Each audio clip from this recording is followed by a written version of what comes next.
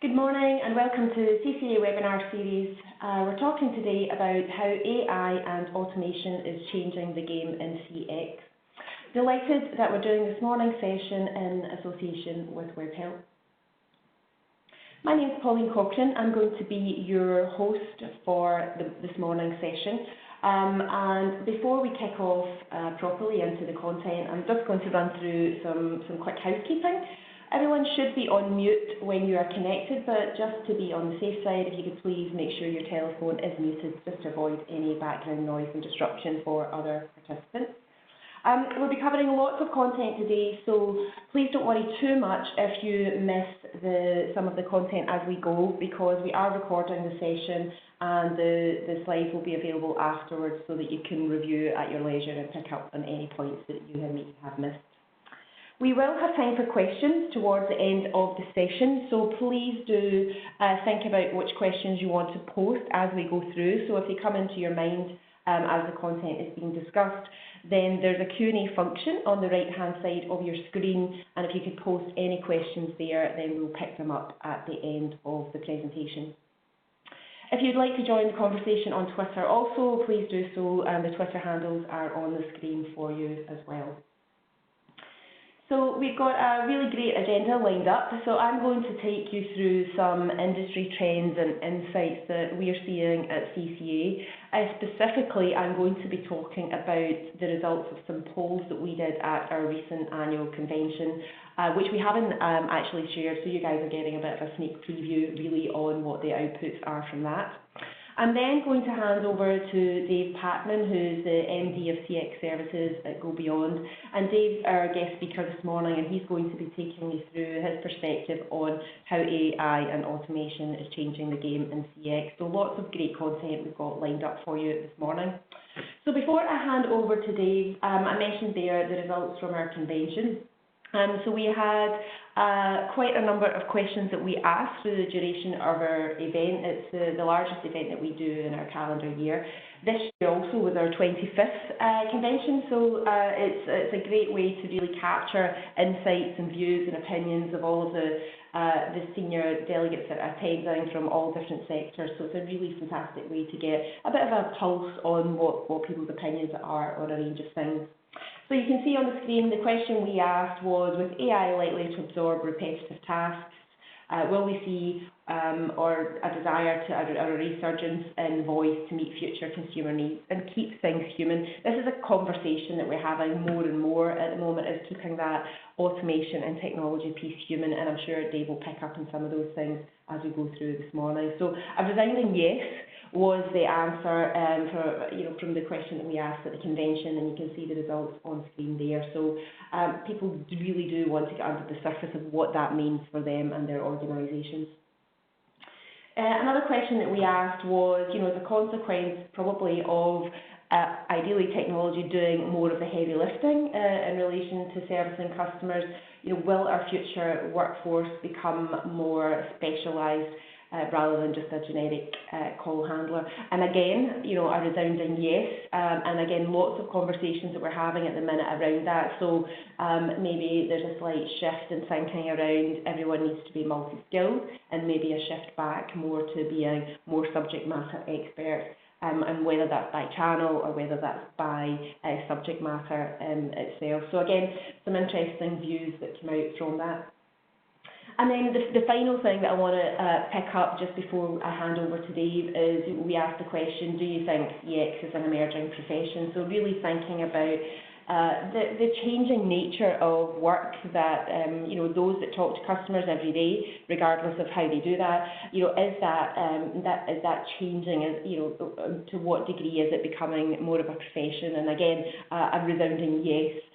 From the sample that we had at the convention. So some interesting points there, just to get your brain thinking a wee bit more around that space. I'm now going to hand over to Dave, who's going to take us through the next 20 minutes or so, half an hour of content from Go Beyond and WebHelp's perspective. So Dave, we should be able to hear you, and I'll hand over to you for your presentation. Thank you very much. Thanks very much, Pauline, and thank you to everyone that's taken the time out of their day to join us. So just a bit of context in terms of myself. So I work for an organization called Go Beyond Partners, and Go Beyond Partners is part of the WebHelp group. Many of you will be familiar with WebHelp as an organization, Europe's largest business process outsourcing company specializing in customer experience. In terms of our role within the WebHelp group, we specialize in consulting with clients around how to transform customer journeys, and that can look at elements of analytics, data, technology, but also very much focusing on the human experience, or what we like to call the HX side of things. So making sure that we really understand how technology and people come together to optimize the customer experience. And what I'll share with you briefly in this presentation is some personal experiences that has been gained from working on projects with clients, but also some insight and research that we've gained through a white paper that we developed. So we have been talking to and interviewing experts in the field, as well as conducting a dedicated YouGov survey of 2,000 UK consumers and asking how they felt around technology and customer service. And I believe that white paper will be available after the event for people to download. So I think, and it's interesting, Pauline, where you mentioned there that question around, is CX increasingly being seen as a profession? And I think the answer to that absolutely has to be yes, because of the complexity and importance of what we are dealing with as customer experience professionals on a day-to-day basis. Any of us that work in this field will be seeing the impact of new technology, will be appreciating the forces of economic and social change on customer expectations. And also many of us will be working in industries that are getting disrupted by new entrants, particularly those with online business models. And some of those may be disrupting through direct competition, and others actually coming into the market and disrupting the relationship with customers. So we see lots of aggregation, we see lots of digital marketplaces, where some of us as the owners of brands may have different relationships with customers and may sell increasingly through platforms or receive leads through third parties for our business.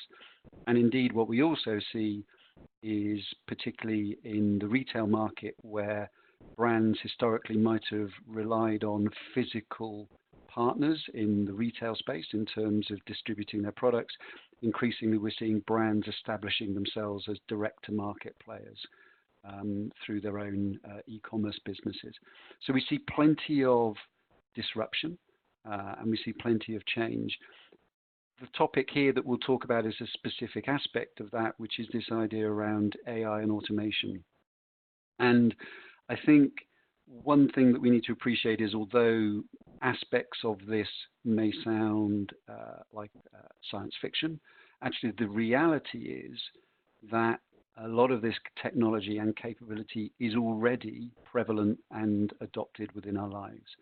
So there is a significant amount of AI embedded within our mobile devices, within the hardware and operating systems. So if we think around biometrics, so we think around facial recognition, fingerprint recognition to access secure applications on our phones.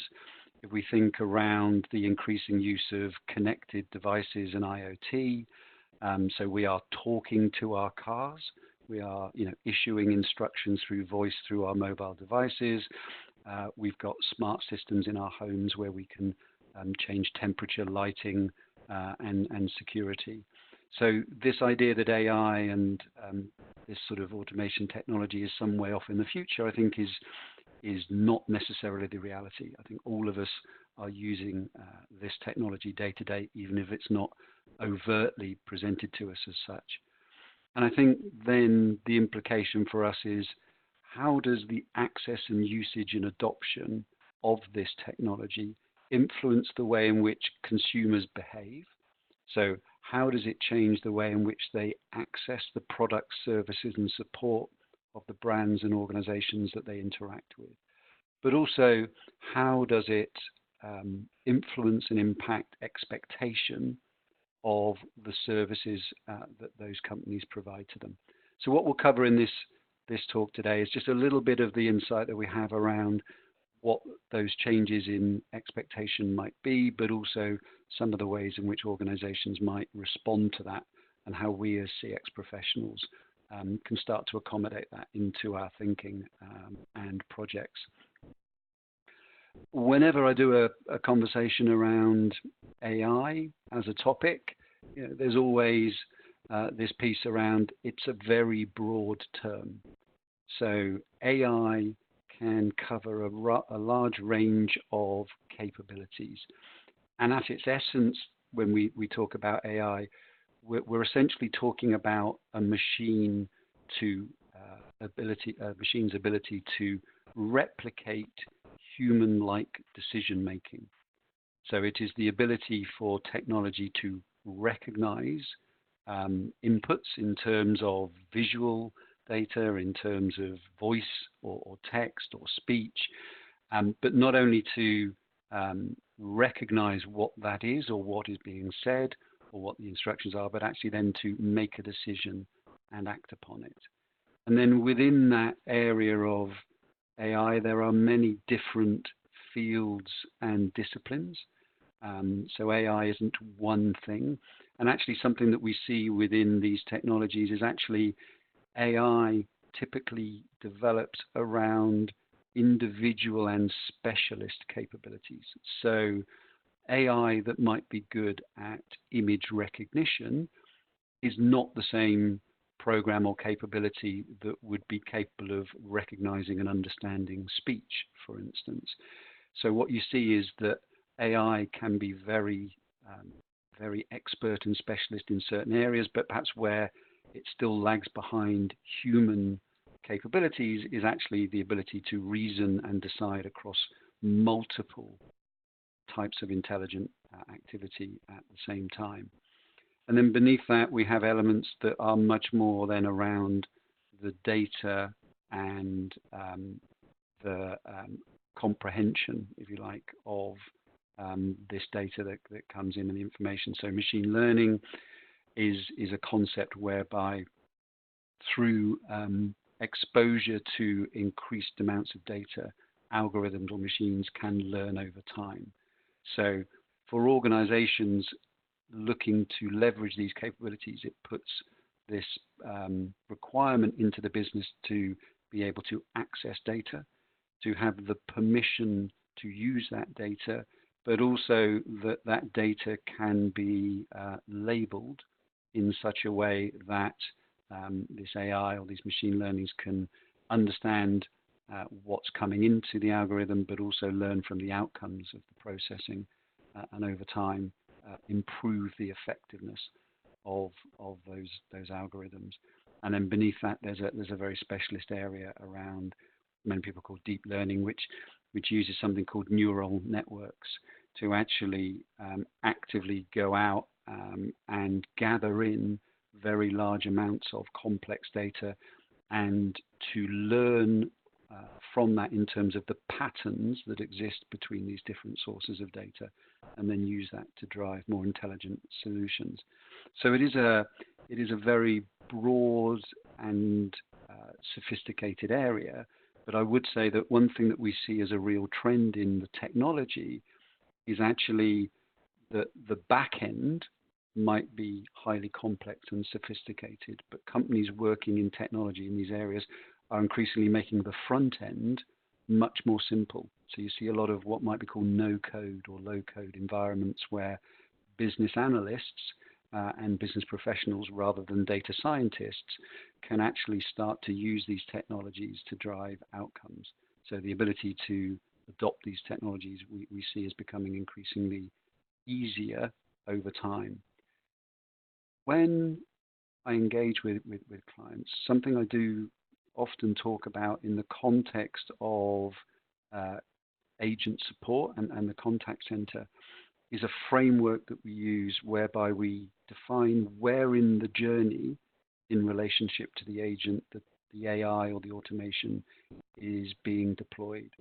So we talk about in front of the agent, which is where these technologies can act as the conversational interface with the customer in place of an agent, so that the customer interacts through text and speech with the technology, and then maybe that technology then resolves their queries or can even hand off that query to a live agent. So chatbots is being an obvious example of that. We then also see this technology being deployed alongside the agent, what we call augmenting the agent. So there are technologies emerging now where the AI can listen in on the conversation between the customer and the agent and proactively understand what's being said and serve guidance, coaching, and knowledge to the agent without the agent having to look it up. So if a customer is mentioning a particular product or device, then the AI can search the knowledge base and retrieve the knowledge automatically that relates to that product or service. And then we talk about automation behind the agent. And this typically is work in the back office. So many of you will be familiar with RPA and robotic process automation, but also we are seeing this technology going into some of the more professional areas, if you like, of the back office. So into legal, in terms of contract reviews, for instance, and also into HR in terms of potentially predicting attrition of staff based upon behavior and data. So using that framework of where are you looking at the problem statement, in front, alongside, or behind, we find can be quite useful.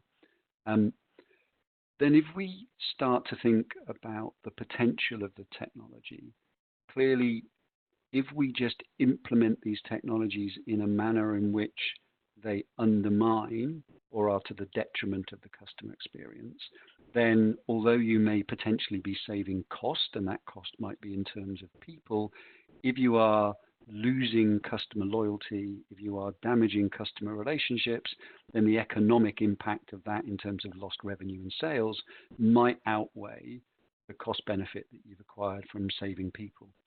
And what we do see from the research that we've conducted is there is a nervousness and a skepticism around how companies may potentially be deploying this technology. So firstly, there is a relationship that some customers make between AI and bad customer service. So that manifests itself often in it either didn't understand what I wanted to do, or the options it gave me when it did understand what I wanted to do were too limiting. And potentially we see this issue with people being caught in a cul-de-sac where they're unable to get the answers they want, and the technology keeps asking them the question. There is also this idea that it makes these relationships impersonal, that actually when I want to talk to you and your company, it is because I have a problem, or it is because I want somebody to help me. And actually a lot of the quality of that is around the empathy of that interaction, not just the functional resolution of the problem. So as companies wrestle with this, we need to be aware of the challenge of not damaging the relationship, whilst also ensuring that we can harness these technologies to improve experience and actually provide services in a way that are convenient and less effort for customers. We did in our research see some variation by age.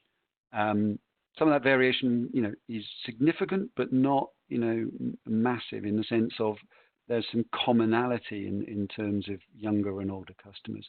But we do see that the younger respondents were more likely to feel that their interactions that they'd had with chatbots were more favorable, and also more accommodating and accepting of automated or self-service options within an IVR environment. But what we did see from all of the respondents, which we felt was really interesting, was there was much higher satisfaction with their interactions where they were directing the communication. So if we think around Alexa, and home speakers, that the interaction where you are asking the question and you are in control of that and you chose that as the means of interaction are much more positive than perhaps one where you might have wanted to be interacting with a person but were served with a bot in its place. So again, one of the things that we see is that the sense of control and the understanding of the journey becomes important. And clearly around this area, lots of concern expressed around data. So there is a real understanding that these capabilities consume large amounts of data, and they use that data about you as an individual to present more relevant and contextual responses. But that does raise concerns about how that data is being treated and protected. And we all need to be aware of not just the regulatory implications of GDPR, but also the trust and emotional implications of working with customer data. What I would say, though, is what we see in responses and claim can be very different from what we see in behavior. So we do know that people say that they're very concerned about their data security, but then go and behave in a way that puts potentially their data at risk. So having the same password across multiple applications, across multiple websites, for instance, not necessarily being concerned about where their card data is being stored. Now, we see a lot of people behaving in that way whilst also at the same time saying that they are concerned about what's happening with their data. So there is a slight disconnect there potentially, but clearly data becomes a really important facet of the relationship. So we started to look through the research at the types of query that customers felt they were perfectly fine to be dealing with in automation and AI-enabled journeys, and those where they would prefer to speak to a live agent. So as the questions that Pauline shared at the beginning indicate, I think generally with our industry, we all acknowledge that simple transactional interactions are the ones where the opportunity to automate them is highest, but also where the appetite and acceptance of the customer is highest as well. So there is a real demand and expectation that if I want to do something simple or repeat something that I've done in the past, that I don't need to speak to an agent over the phone, or I don't need to chat with an agent in a live environment, that I can self-serve in that case. And actually what we do see is that when we think around the cannibalization of channels and interaction, we believe that conversational applications deployed into things like messaging channels such as WhatsApp will actually cannibalize a lot of online self-service, as well as cannibalizing what previously might have been voice interaction in the contact center. So what I mean by that is, if I am out and about, I've got a small screen, a relatively small screen mobile device, then logging on to the website to search the FAQs, or logging on to the website, even if it's mobile rendered, can still be a slightly clunky experience. And equally, I may not have downloaded your app onto my phone, so again, I haven't got that channel available to me. But because I've got WhatsApp or I've got Messenger, and you, the brand, are present in that channel, then actually that may well become the most convenient way for me to get support and knowledge, as well as potentially accessing an agent. So we do see a channel shift in self-service, as well as an automation, if you like, of what currently exists in the contact center. I think one that's interesting up there is querying the contents of a bill at the top of the list. And we might think, well, that's surely something that you can automate. I've got a query about my bill. I can go through an automated process and the bill can give me the answer. And I think if your query is about a balance, so I would like to know the balance on my account, then absolutely, I think that is the type of journey that is suited to automation. But if my query is, I disagree with a value in the bill, then potentially as a customer, I might feel that I'm going to have to negotiate, or that the company may dispute my position, or I'm going to have to battle to get a refund or make a claim. And in those instances where I am investing or anticipating, more of an emotional interaction, then those are the ones that we typically see are gravitating towards a desire for human interaction. So we see complaints up there, we see querying bills, we see where I might want advice and support if I've not bought a product before or I want some guidance, and also fixing faults and repairs.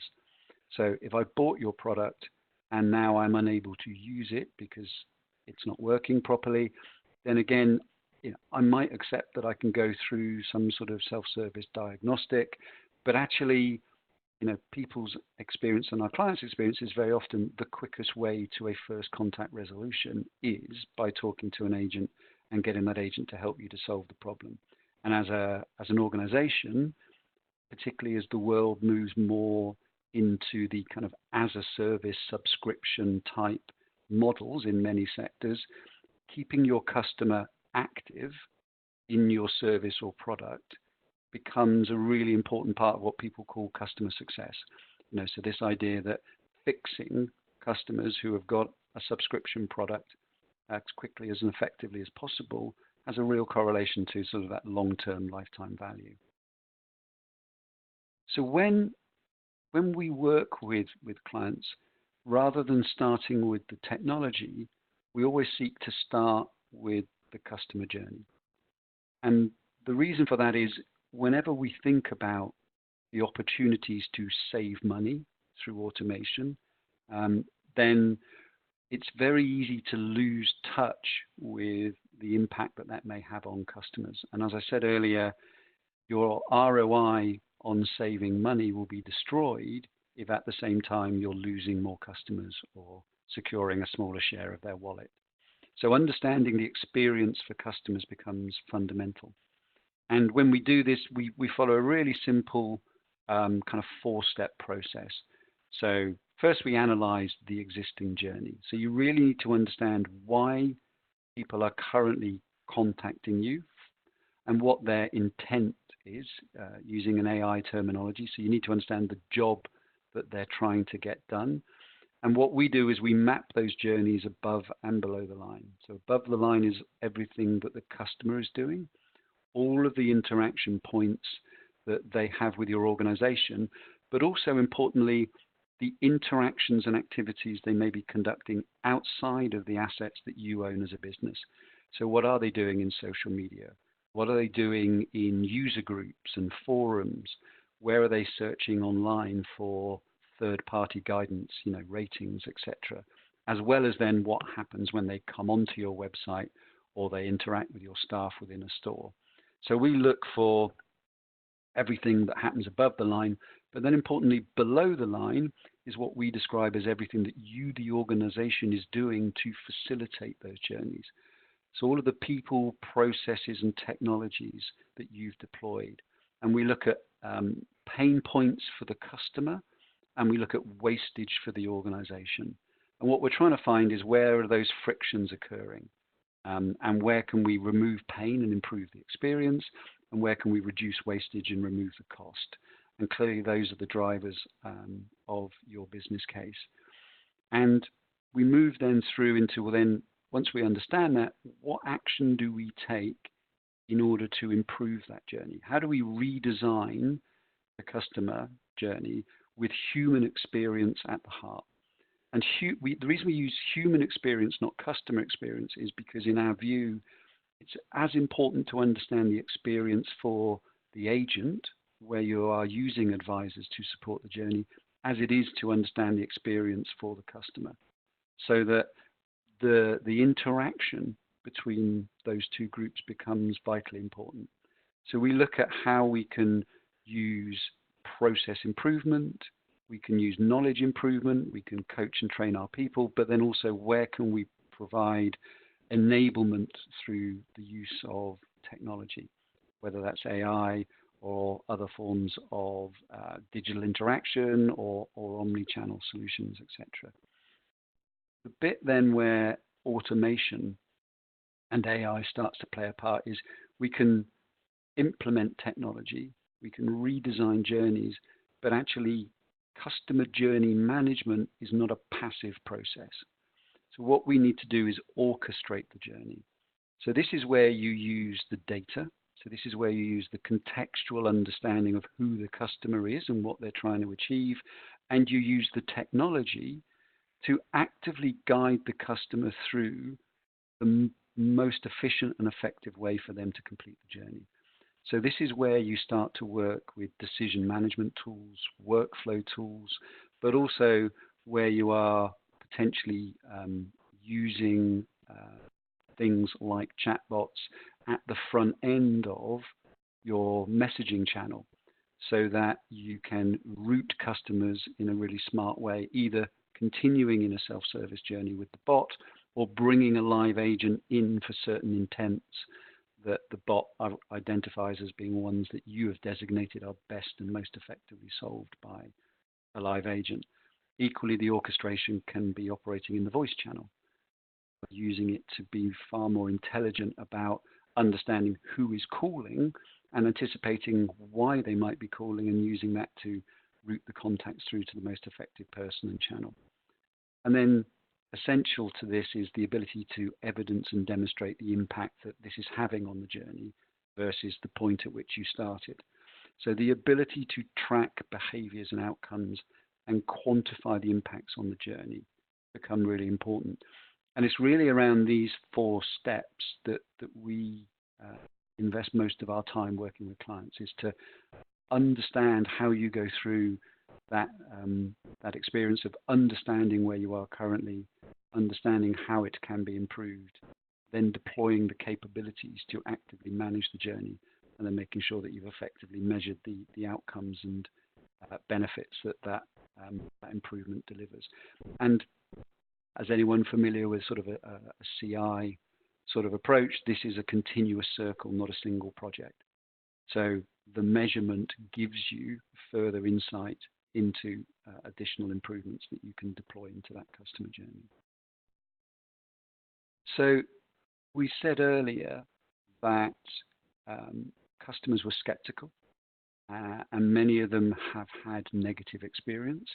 And you will have seen, I'm sure, lots of articles appearing in specialist magazines, in the press and online about how chatbot, if you like, the forecast boom in chatbots has not actually come around in terms of reality, and that experiences have been negative, and therefore the big boom in chatbots perhaps hasn't materialized.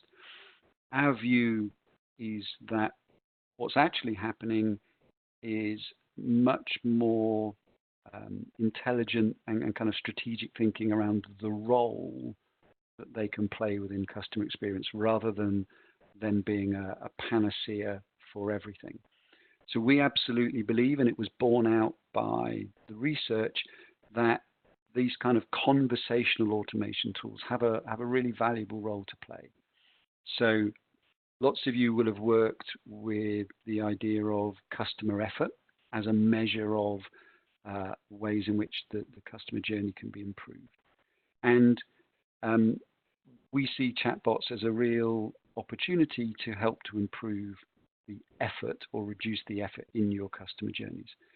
So if we think around the growth in e-commerce and the expectation from consumers of having kind of always on access, then one area is, if I am online late at night, I have a query, but economically for our business it's very difficult to maintain 24/7 support, then the existence of a well-trained and designed conversational bot can actually really help to provide convenient access to customers where they've got questions about product, they've got queries about their account, and they've got a desire to track where orders might be, for instance.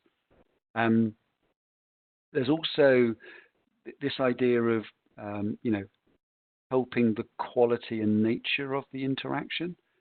So again, we do see in certain areas where people may feel that the questions they have are, personally embarrassing, or may be ones that they're not entirely comfortable asking. Then again, around financial matters as well, we see some evidence of people actually being more comfortable knowing that they're interacting with a guided service, but actually not having to reveal all the details to a person. So we do get some feedback from customers that that kind of role for bots can actually be quite valuable. There was also this interesting trade-off to consumers becoming savvy, that you may trade off service or human service for cost and price. So, led by, a lot of interaction within the budget airline industry, for instance, where people may understand that they're trading off having hold luggage, they're trading off being able to select seats and paying extra for differential services. I think that kind of thinking permeates across a number of different areas, where people understand that if they're going to an online retailer or an emergent bank or other areas, then actually a digital proposition means that the expectation is they're doing more themselves, they're doing more through the app, and actually the organization may be outsourcing customer service to the customer, in the sense of expecting them to be able to do more things themselves. And customers kind of understand that sometimes there is a trade-off between that and the price they're paying for products and services. And also then that idea that, for the very basic, that customers understand that there are instances where they didn't want to make contact with the brand, and the brand didn't necessarily want to have the conversation with them. And that ability to self-serve, as I said, but in a more nuanced way than purely an FAQ type environment or a click-through journey.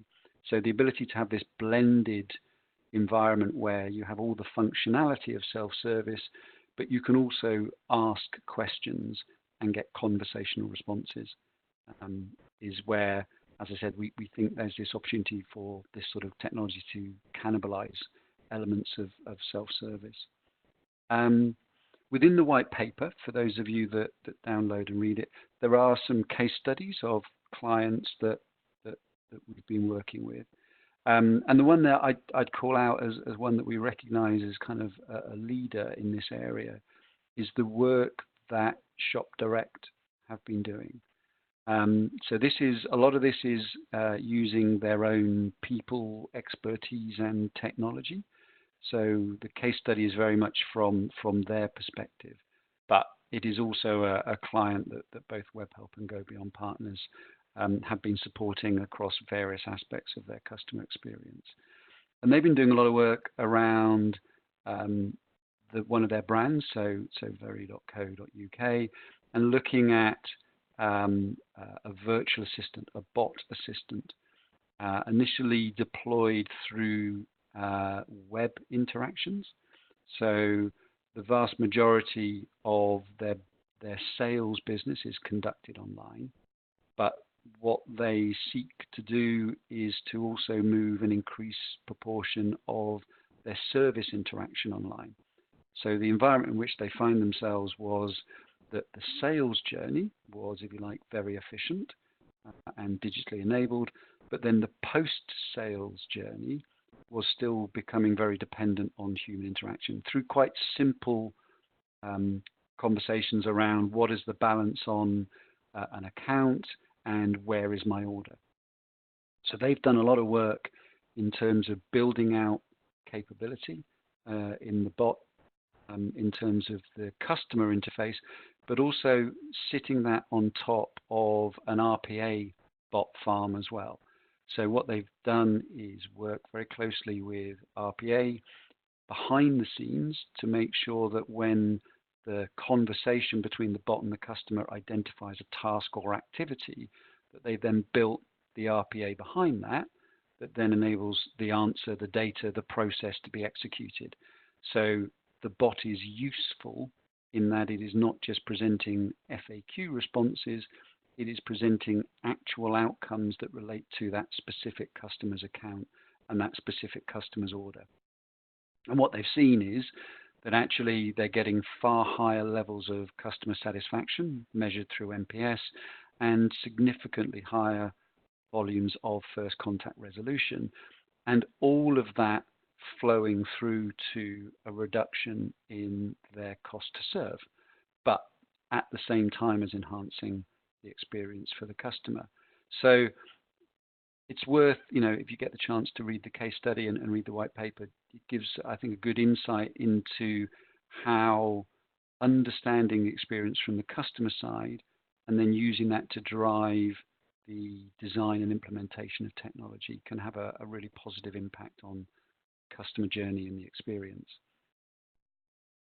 So in conclusion, just some of the learning that we've had over our interactions with clients about how to think around these technologies is firstly, have an HX, not just a CX approach. So think about the agent, because the agent is still part of the experience and the journey, even if you are deploying AI-enabled technology to automate customer interactions.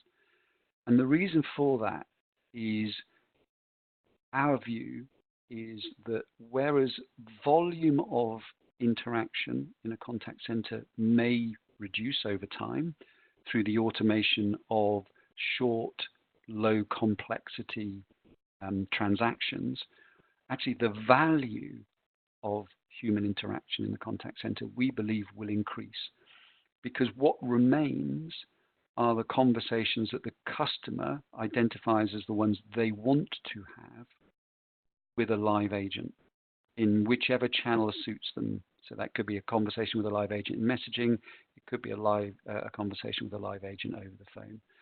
And what those conversations are likely to be are the ones that have the most direct impact on the value of that customer to the organization. So they are the problems that need fixing, they are the complaints that need hearing, and they are the advice that the customer is seeking about what they should buy and how they should use your product. So what you end up with is a much higher skill and a much higher value contact center that has a far stronger correlation to the top line than perhaps it does at the moment, where it might be seen as an operational cost center and a necessary overhead for sales.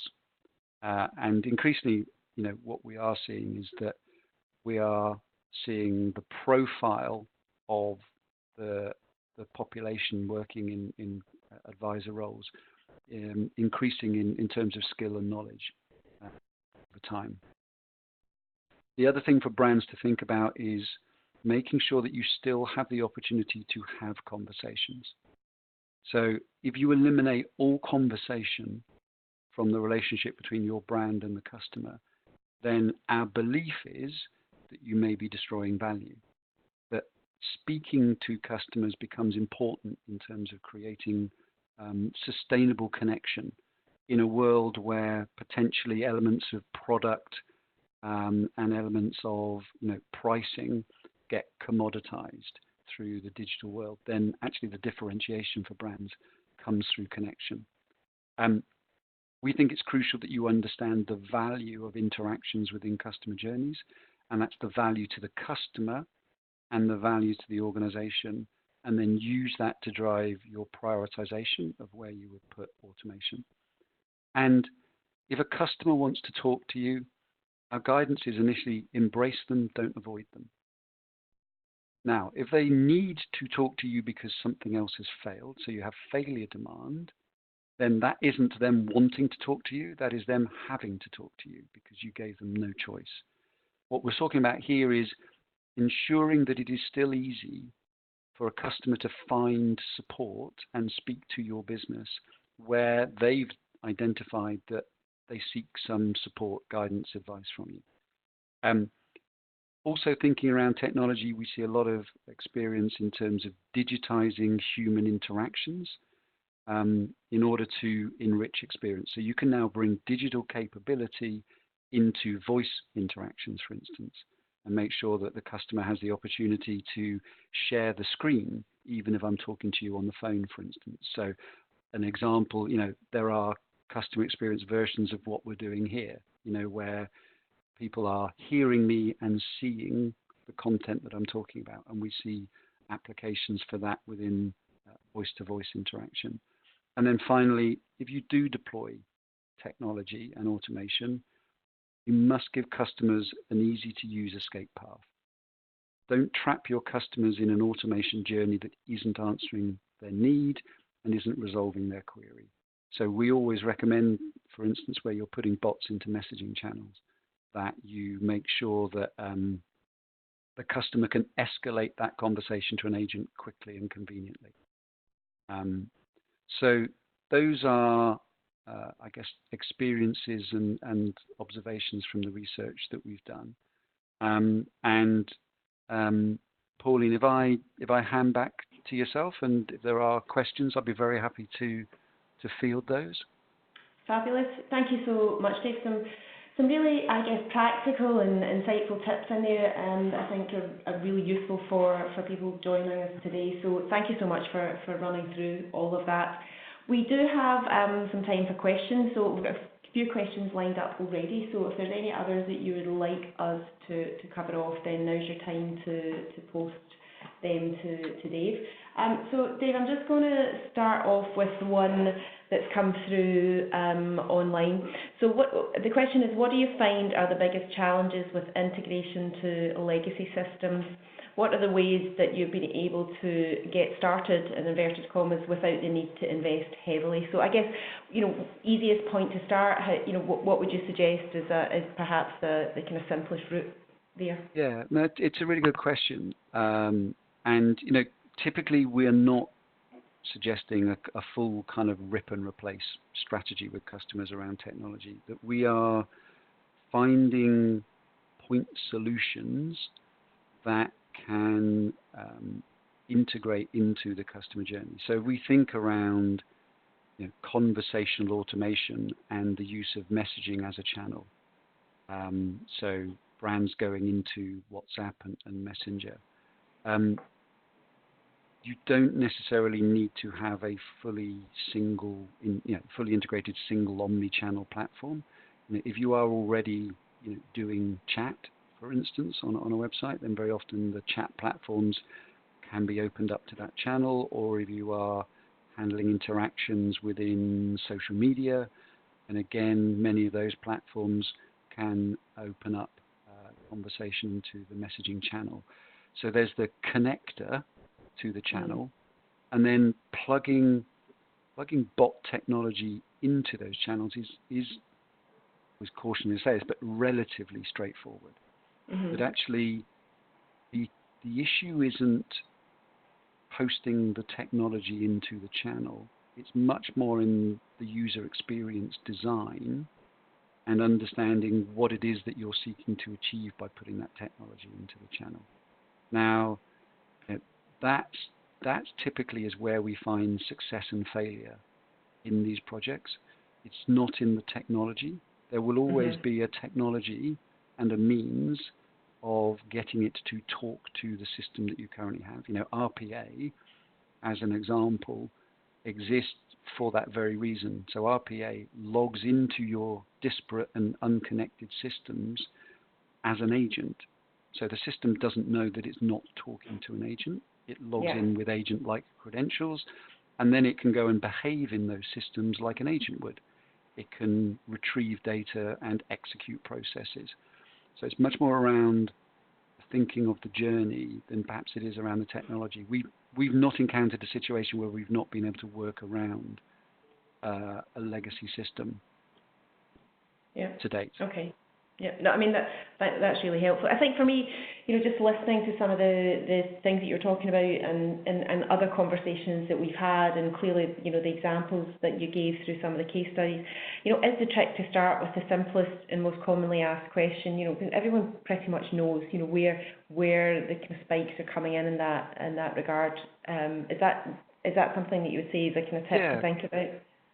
So our experience, funnily enough, is that it's easier to pick the simple process than it is perhaps to pick the FAQ.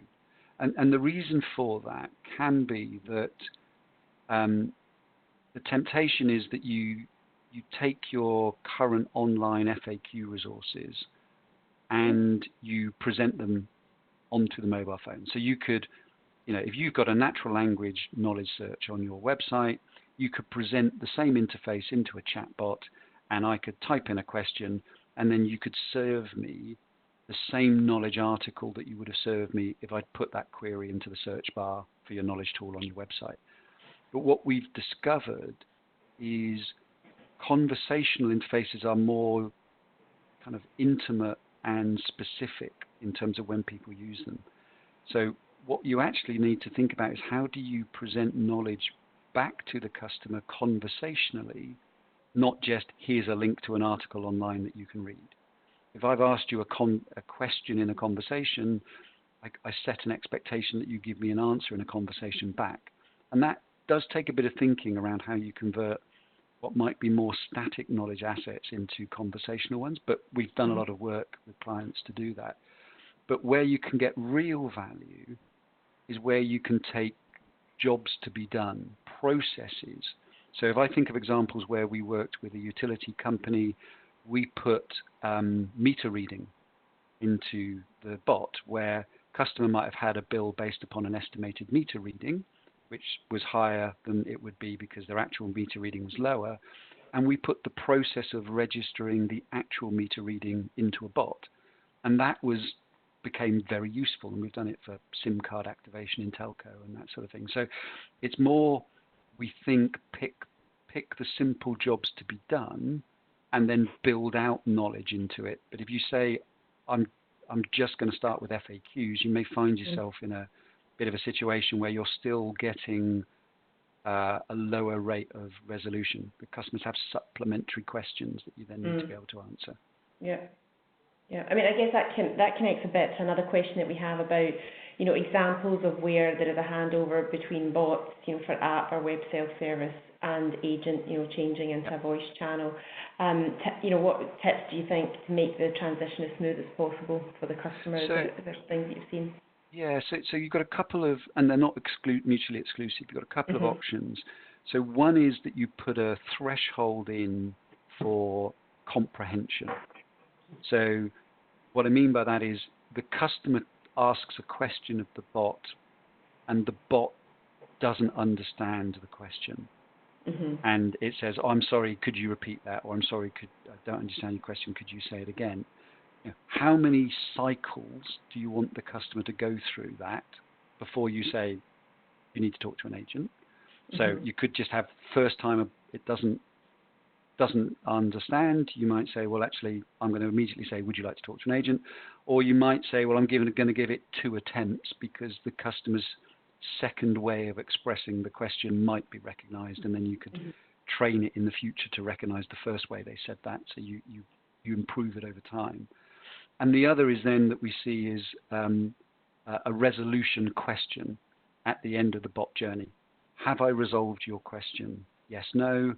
If no, offer the opportunity to talk to an agent. And then we've seen some others that are playing with you might have an always on menu where you could say, you could proactively say, I'd like to talk to an agent. So we don't necessarily recommend the always on at the moment, but we are certainly recommending the resolution question and the comprehension rule set as the 2 ways in which you would do that. The other is intent. So you recognize the intent, so the bot understands the question, but the business rules that you've set mean that that particular question has to be handled by an agent. So if I'm asking for a refund, you might decide that refunds can only be given with human authorization, in which case the bot understands you want a refund, but it also has a business rule that says, I will need to transfer you to one of the agents. But you bring the agent into the same channel. You never say, you'll need to phone this number to get that done. Yeah, absolutely. Okay, no, that was really good. I guess another question I have is, There's been lots of great examples, as you know, in different uses of technology and automation as we've gone through the session. But one question I have is, to what extent have you used, I guess, agent feedback and experience to support the best application of automation? You know, what sort of level of consultation have you done with, I guess, those people that talk to customers every day? The answer is every time. Yeah. So the people that understand the processes are your frontline agents. And actually what you're looking to do is convert what they do and say into the process that's managed by the bot. Yeah. And you know, some people might assume that the agents may respond as kind of turkeys voting for Christmas and be obstructive and say, well, hold on a minute, you're taking my job away. But actually, in reality, we've never found that. And what we have done is we've used the agents to help us to label data, but then also when you first do the training, you need to start with your catalogue of intents. So you need to understand what are all the jobs that customers ask to be done, and then you need a starting point in terms of typical ways that people ask that question.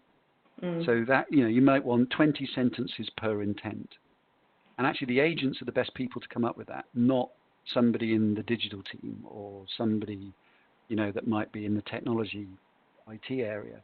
The people that understand the ways in which people ask and the genuine colloquialisms and phrases and things like that will be your frontline agents. So if they're not involved in the design and training process, you are making it a lot more difficult for those technologies to be successful in our view.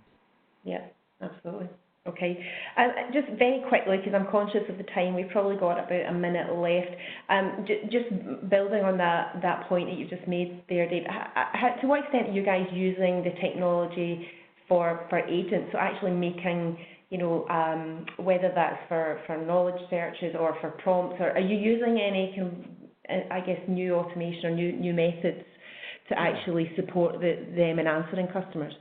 Yeah, so and I'll hold our hands up. We're in proof of concept and prototyping. Not deployed at scale, but Webhelp as a business owns a speech technology company called Telecats, and we've been working with them where they have a technology that enables you to have a voice steering replacement for IVR. So you phone up and it says, "Hi, how can we help you today?" And rather than pressing buttons, the customer expresses what it is they're trying to do. And we're then linking that all the way through to the agent desktop, so that what the customer's asked to do, if speaking to an agent was defined as the business rule for the routing, is presented to the agent, and then automatically we are retrieving information about the customer and the reason they're contacting, and then leaving, if you like, the speech transcription on to start interrogating knowledge base. And we're getting very positive results, and we think there is a real business case for it. But we've not quite productized it yet, but the direction of travel is clear for us in terms of that. No, I'm not aware of anyone that's doing it, you know, in any kind of significant shape or form at the minute, but it's something that I guess is as a conversation point that's coming up more and more in some of the conversations that we're having. So it was just me being a wee bit nosy, I guess, in that respect. Absolutely. It is. Do you know what? The capability exists, and in some respects, it's the hurdle is the business case, cost of technology currently versus evidenceable ROI, and that's probably the bit where we're wrestling with clients at the moment to try and prove that. Okay, fabulous. So I'm conscious we're slightly over time, but I just want to, Dave, thank you so much for your contribution this morning. I think it's been really insightful. You know, we've had some great questions that we've covered off as well. If anyone has got, I guess, anything they want to put to Dave offline, Dave, are you happy to take questions or be put in touch offline? Yeah, happy for details to be shared and content and the white paper as well. Okay, so if anyone wants to let me know if they want to speak to Dave directly, then please get in touch. We'll be sharing the recording and the slides also afterwards, so please do watch out for that as it comes through into your inbox. So just want to take the time to thank you for everyone's attention today. Thanks to Dave and the team at Go Beyond and Webhelp for the contribution this morning, and have a good rest of day, and we'll see you at the next CCA session. Thanks so much, everybody. Thank you, everyone.